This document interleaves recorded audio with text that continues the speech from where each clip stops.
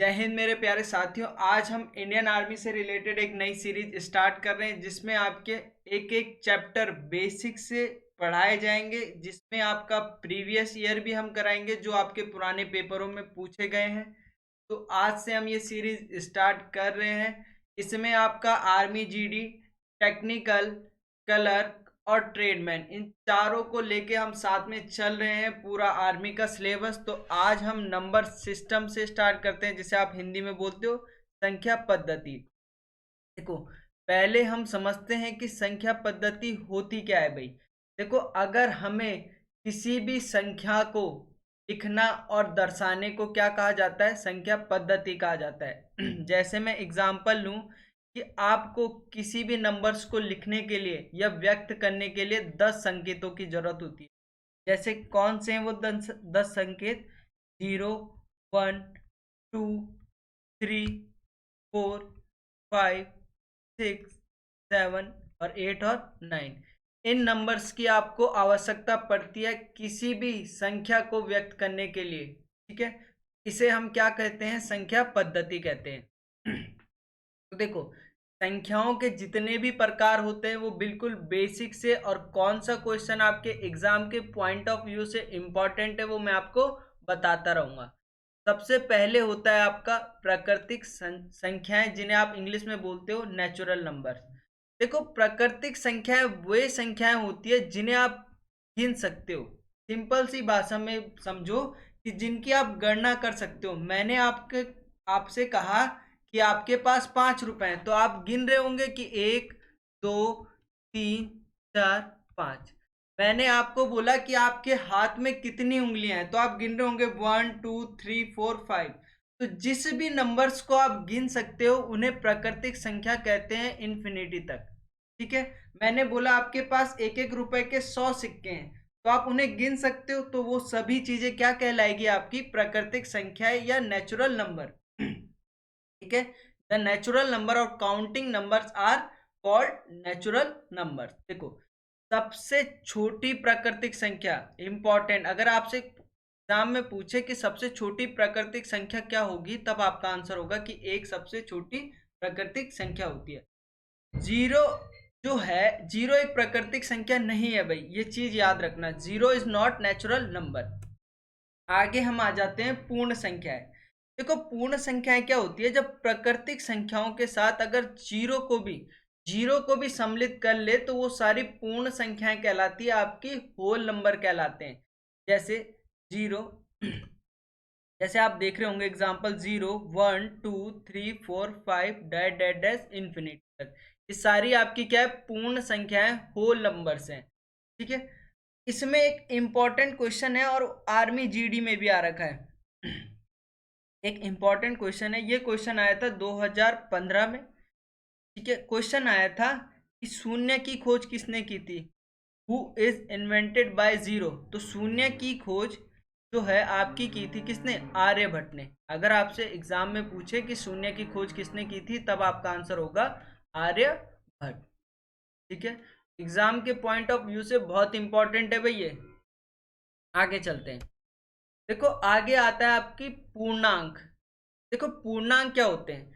तो पूर्णांक संख्या में, पूर्णांक जो संख्या होती है ऋणात्मक को भी सम्मिलित कर ली जाएगा। देखो, ये एक नंबर लाइन है। क्या है? इस चीज को समझो पहले। देखो, ये एक नंबर लाइन है, संख्या रेखा है। देखो, संख्या रेखा के मिड में क्या होता है? जीरो। और जीरो जो है, जीरो ना तो नेगेटिव होता है और ना ही पॉजिटिव होता है। अब जीरो के अगर आप राइट हैंड साइड में चलोगे तो सारे पॉजिटिव इंटीजर्स होते हैं या धनात्मक पूर्णांक होते हैं। क्या होते हैं? धनात्मक पूर्णांक। ठीक है, जैसे आप देख रहे होंगे यहाँ क्या है? +1, +2, +3, +4 डैश डैश करके, ये एक पॉजिटिव इंटीजर्स हैं, धनात्मक पूर्णांक है। अगर आप लेफ्ट साइड की तरफ चलोगे तो यहाँ होंगे नेगेटिव इंटीजर, जिसे बोलते हो ऋणात्मक पूर्णांक। क्या बोलते हो? ऋणात्मक पूर्णांक। ठीक है, तो ये चीज समझ में है, और याद रखिएगा कि जीरो ना तो नेगेटिव होता है और ना ही पॉजिटिव होता है। देखो, पूर्णांक संख्याओं में ऋणात्मक संख्याओं को भी सम्मिलित करने पर जो संख्या प्राप्त होती है उन्हें क्या कहा जाता है, उन्हें पूर्णांक कहा जाता है भाई। इसे आई से प्रदर्शित करते हैं भाई। जैसे आप देख रहे होंगे कि -1, 0, +1, +2 इस तरह से। देखो जो पॉजिटिव 1, 2, 3, 4, 5 है इन्हें क्या कहा जाता है, धनात्मक पूर्ण, और जो माइनस में इन्हें क्या कहा जाता है, ऋणात्मक पूर्णांक कहा जाता है भाई। ठीक है, नोट करके लिख लेना, शून्य ना तो धनात्मक है और ना ही ऋणात्मक पूर्णांक है। ठीक है, आगे आगे बात कर लूं मैं ऑड और इवन। आपको पता होना चाहिए कि ऑड क्या होते हैं, इवन नंबर्स क्या होते हैं। देखो जब तक आपको नंबर्स का नॉलेज नहीं है, संख्याओं का ज्ञान नहीं है, तो आप आगे क्वेश्चन नहीं कर सकते। देखो सम संख्याएं जिसे आप इंग्लिश में बोलते हैं इवन नंबर, वे संख्याएं जो दो से पूर्णतः विभाजित हो जाती है सम संख्याएं कहलाती है। ठीक है, जो दो से पूर्णतः विभाजित हो जाएगी वो क्या कहलाएगी, आपकी सम संख्या। एग्जाम्पल 2, 4, 6, 8, 10, 12 ऐसे डॉट डॉट डॉट डॉट कुछ भी हो सकता है। The integers which are divisible by 2 और कॉल्ड इवन नंबर्स। अब विषम संख्या की बात कर ले, तो विषम संख्याएं वे संख्याएं होती है जो दो से पूर्णतः विभाजित नहीं होती है। देखो इसमें क्वेश्चन बन सकता है कि सबसे छोटी जो है सम संख्या क्या होगी, तब आपका आंसर होगा कि इसमें दो सबसे छोटी सम संख्या होगी। विषम की बात कर लूं तो विषम संख्याएं जिसमें दो का पूर्णतः दो से विभाजित नहीं होती है, जैसे 1, 3, 5, 7, 11, अरे 13 था सॉरी, इस तरह से मतलब कुछ भी हो सकती है। ठीक है, the integer which are not divisible by 2 are odd numbers. ठीक है, बहुत ज्यादा इंपॉर्टेंट, एग्जाम के पॉइंट ऑफ व्यू से इंपॉर्टेंट है आपका अभाज्य संख्याएं, जिसे आप बोलते हो प्राइम नंबर्स। इससे काफी क्वेश्चन बन चुके हैं प्रीवियस ईयर में। देखो वे संख्याएं जिनका एक व स्वयं के अतिरिक्त कोई अन्य गुणनखंड नहीं होता, या जो एक से और खुद से डिविजिबल होती है। इंग्लिश में अगर सिंपल सी बात करूं कि डिविजल बाय 1 एंड इटसेल्फ। ठीक है, खुद से और एक से क्या हो जाए, पूर्णतः विभाजित हो, ऐसी संख्याएं क्या कहलाती है, आपकी प्राइम नंबर्स या अभाज्य संख्या कहलाती है। इसमें जो सबसे पहला क्वेश्चन बनता है कि सबसे छोटी अभाज्य संख्या कौन सी होती है, तो तब आपका आंसर होगा कि 2 एक सबसे छोटी अभाज्य संख्या होती है। कौन सी होती है, 2।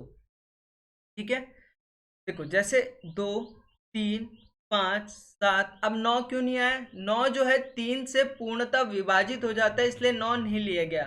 फिर 11, फिर 13, इसी तरह से 15 नहीं होगा, अगला नंबर होगा 17।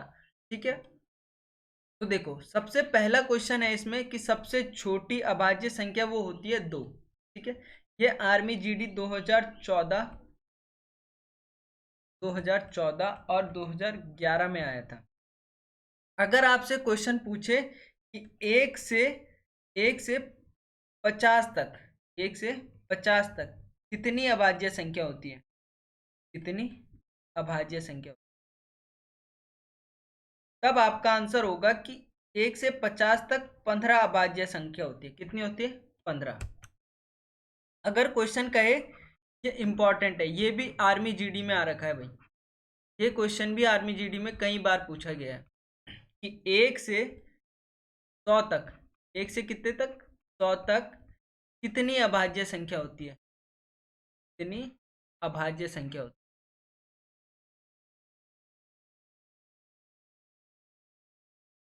ये 1 से 100 तक जो है वो आपकी होती है 25 अभाज्य संख्या।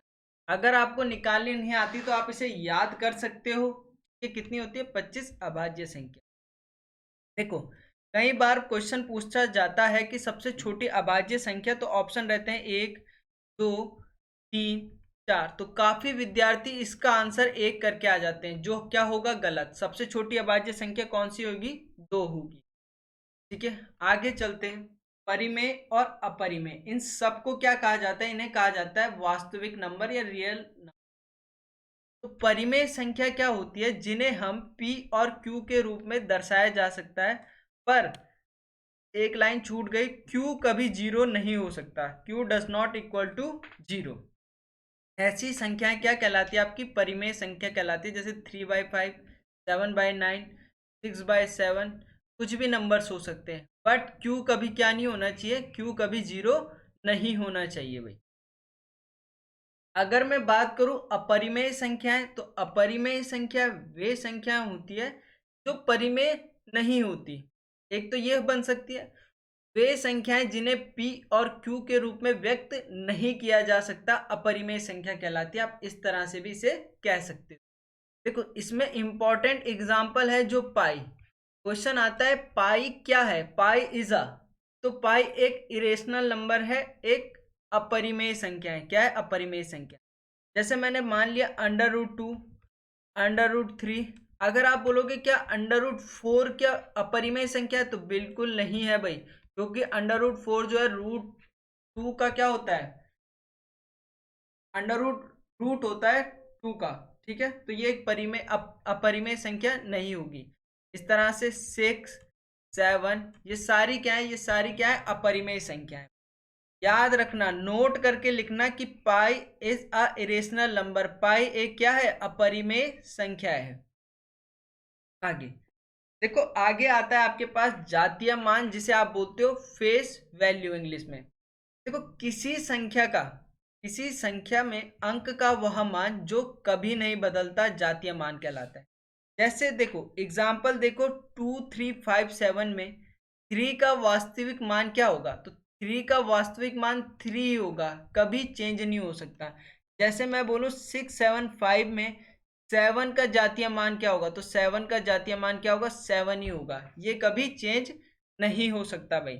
The face value of a digit in a number is the actual value of the digit. ठीक है, तो face value of 3 is 3 × 2, 5, 2, 3, 5, 7 is, ठीक है, समझ गए। देखो एक और एग्जांपल लेता हूँ, मैंने लिखा 5, 7, 8, 9 में 5 का जातीय मान क्या होगा, तो 5 का जातीय मान 5 ही होगा। ठीक है, यहाँ तक कहानी ठीक है। देखो मेरे प्यारे साथियों, अगर आपको लग रहा है ये वीडियो आपकी समझ में आ रहा है कॉन्सेप्ट, तो वीडियो को जरूर शेयर करें और लाइक करना ना भूलें।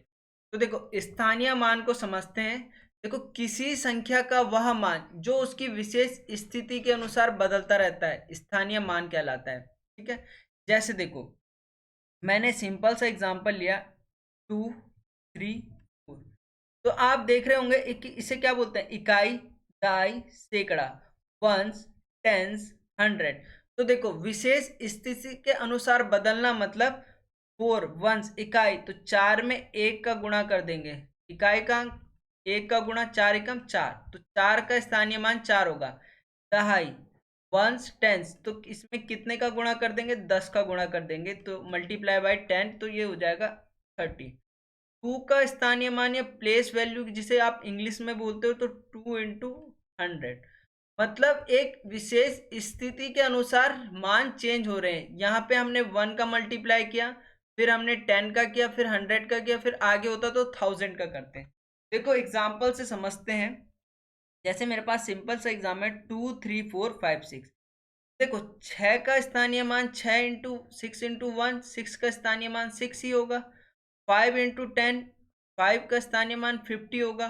4 × 100, 4 का स्थानीय मान 400 होगा। अगर 3 का निकालते तो 3000 आता। ठीक है, 2 का निकालते तो 20,000 आता।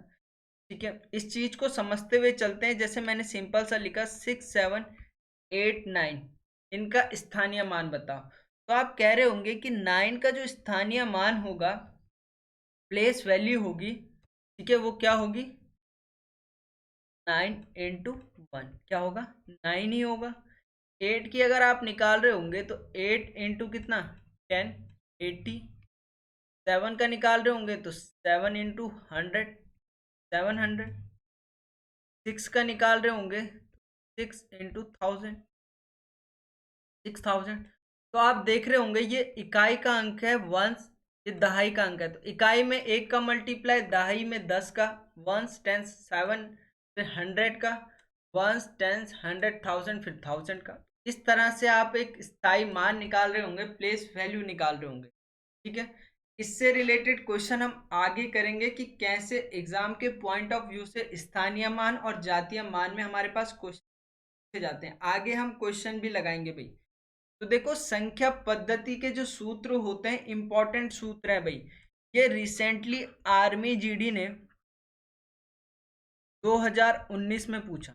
ये वाला जो फॉर्मूला है, पहले n तक की प्रकर संख्याओं का योग जो होता है आपका n+1/2, ठीक है, जो ये पेपर 30 सेंटरों में होता है वहां पूछा गया। और इसी से रिलेटेड इस साल 2021 में जो अभी पेपर हुआ था मार्च में, वो पूछा गया था ट्रेडमैन में इससे रिलेटेड क्वेश्चन पूछा गया था, इस फॉर्मूले बेस्ड क्वेश्चन पूछा गया था। आगे मैं आपको बताऊंगा कि इस फॉर्मूले का यूज क्या है। आपको याद होना चाहिए कि sum of first and natural number is n+1/2। अगर बात करेगा पहले n सम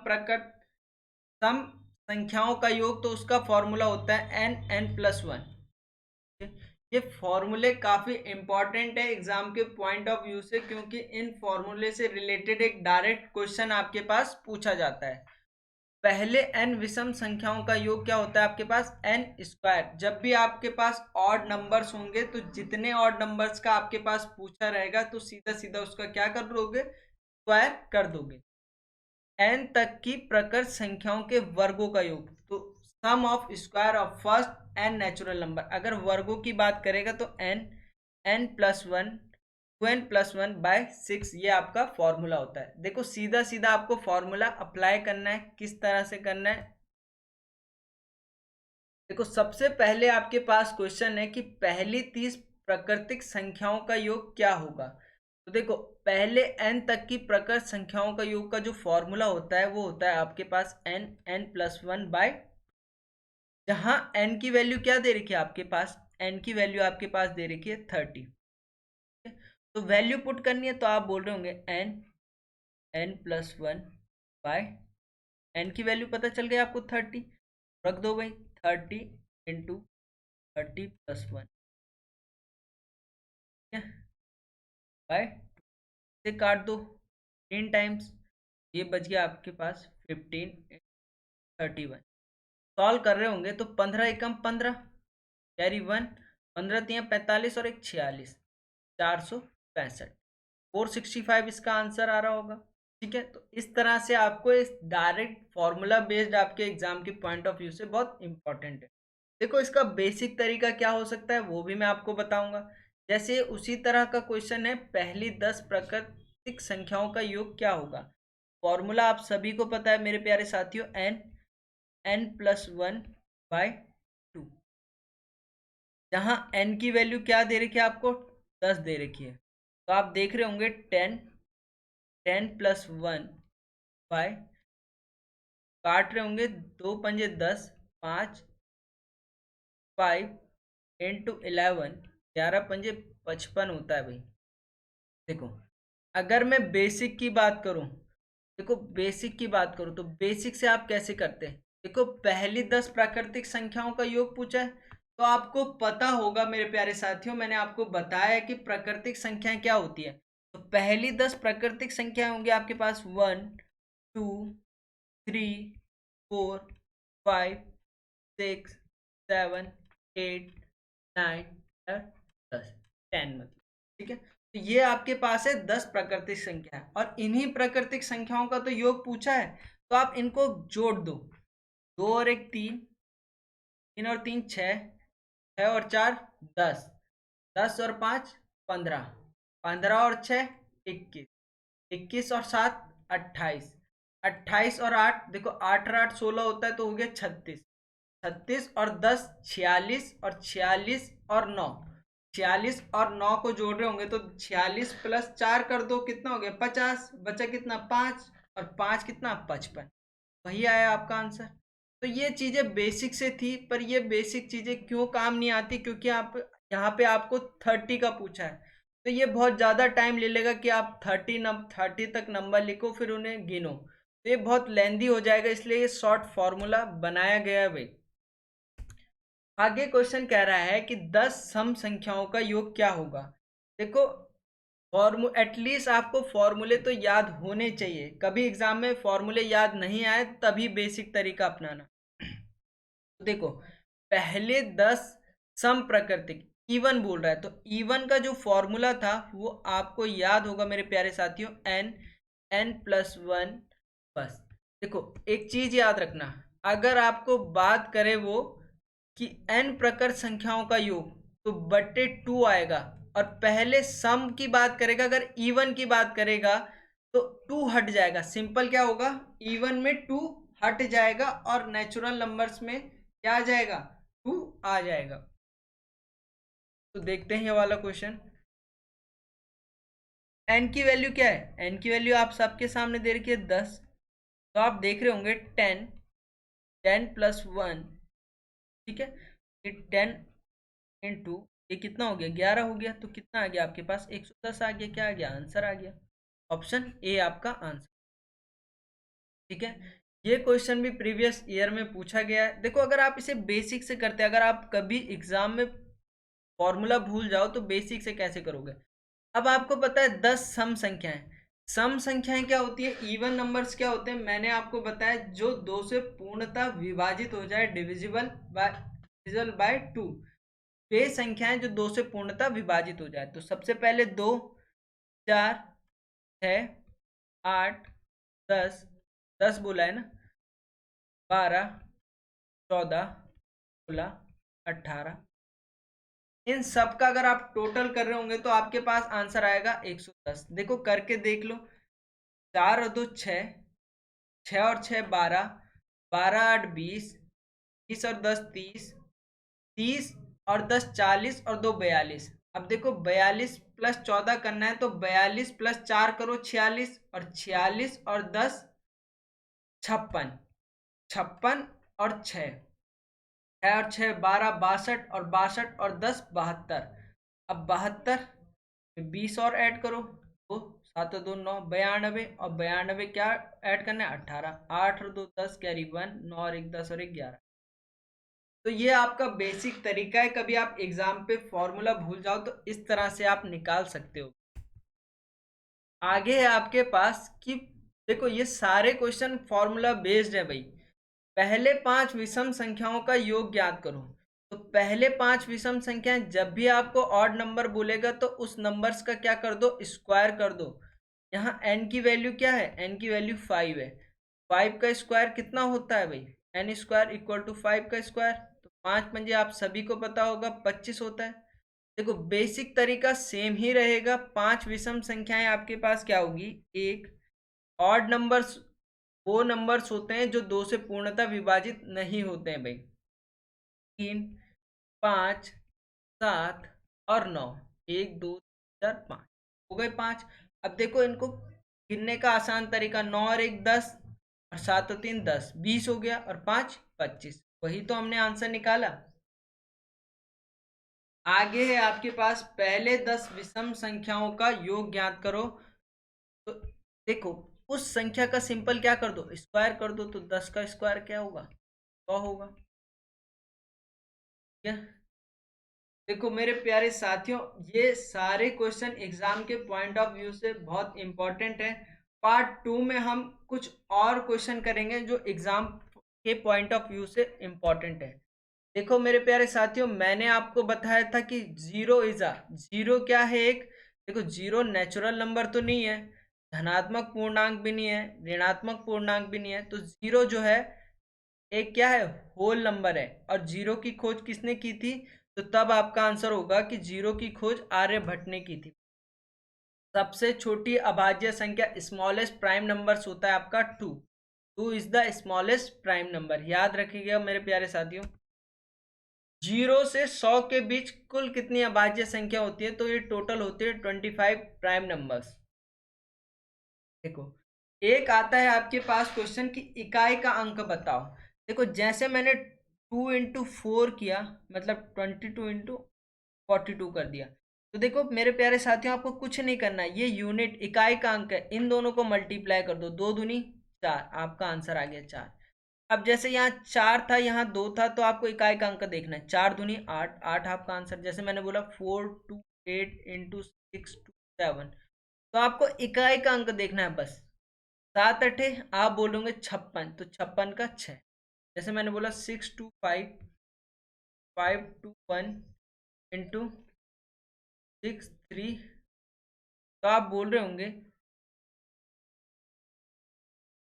5 1 जा 5, 5 3 जा 15, इकाई का अंक क्या हो जाएगा 5 हो जाएगा।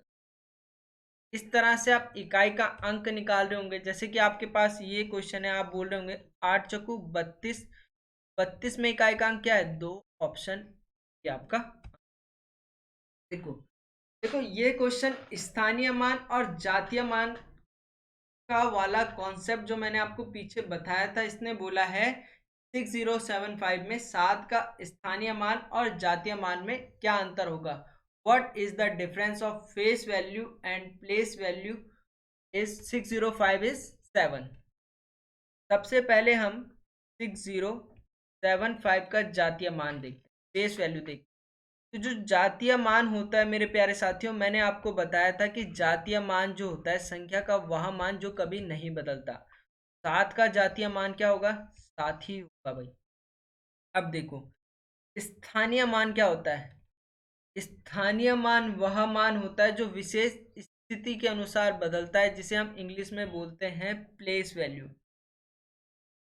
इसे बोलते हैं प्लेस वैल्यू, इसे बोलते हैं फेस वैल्यू, फेस। अब ये है आपके पास 6075। तो ये इकाई का अंक है, तो यहाँ पे 1 का मल्टीप्लाई होगा, 5 1 जा 5, पर ये आपसे पूछा नहीं गया है। ये टेंस, वंस टेंस, इकाई दहाई, तो यहाँ पे कितने का मल्टीप्लाई हो रहा, तो आप कह रहे होंगे यहाँ पे 10 का 10 का मल्टीप्लाई होगा 7 दशांकी 70। अब आपसे पूछा गया है कि इन दोनों के बीच अंतर क्या है। देखो एक सिंपल चीज समझो कि आपके पिताजी की आयु 20 वर्ष है और आपकी आयु 10 वर्ष है, तो दोनों के बीच डिफरेंस क्या है, तो आप कह रहे होंगे कि 10 का डिफरेंस है। तो जब भी आपसे डिफरेंस पूछा जाए तो आपको सीधा सीधा माइनस कर देना है। कहीं भी आपको दिखे कि इनके बीच कितना अंतर है तो दोनों को माइनस कर दो।